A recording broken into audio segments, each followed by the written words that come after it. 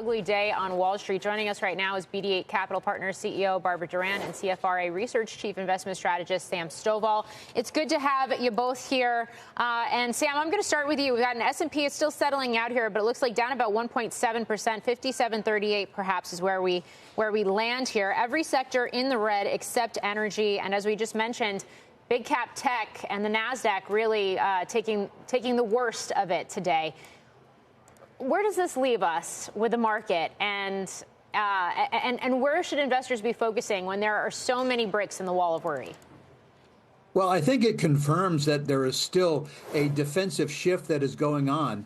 And just before the close, consumer staples was in the green. So that sort of gives me the feeling that investors continue to rotate rather than totally retreat. So we're continuing to see some of the defensive areas, consumer staples, healthcare, that are doing well on a year-to-date basis, whereas the worst performers, the only negative ones, are technology and consumer discretionary on a year-to-date basis. So it says to me that, yes, investors are unnerved by the tariff situation. The longer the tariffs remain in place, the deeper this market is likely to go. But I still think investors are expecting to see a rotation rather than a true rout and retreat.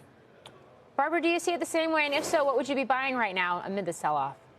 Well, not quite. I mean, what I think we're seeing is a real old-fashioned growth scare. And I think a lot of it stems from policy uncertainty, whether it's about DOGE. We're not hearing much about the deportations, but that's also, a concern, but also the tariffs.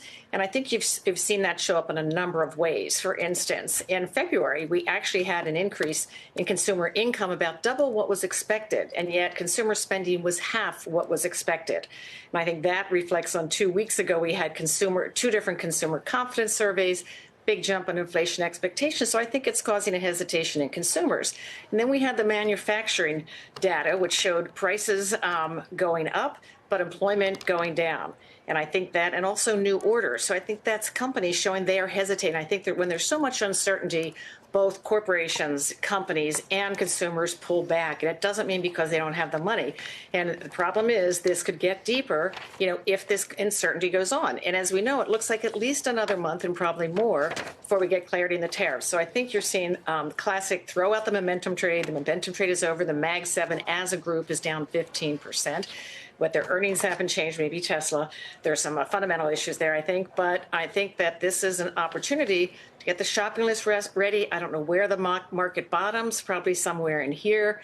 But I think you just get your list ready and you start to buy if you have some cash, knowing that things could go a little bit lower. Sam, if this is about a growth scare, and not just about tariffs themselves, we're about to get a lot of valuable data points in tomorrow's jobs report. What are the chances that one or more of those numbers shifts the narratives here? What should investors be looking for?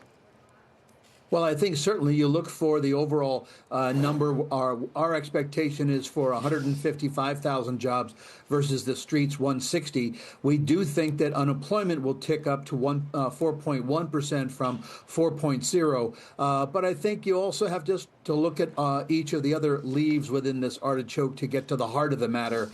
And our belief is that while there is a possibility of a slowdown in growth in the economy, I mean, we had been anticipating a 2.5% real GDP growth in 2025. Now that's down to 2.2%. We're still looking for an economy that's growing above 2% through 2026. So the narrative has not shifted, in our opinion, to recession yet, but certainly it is a shift in momentum going from the tech stocks into the more defensive area.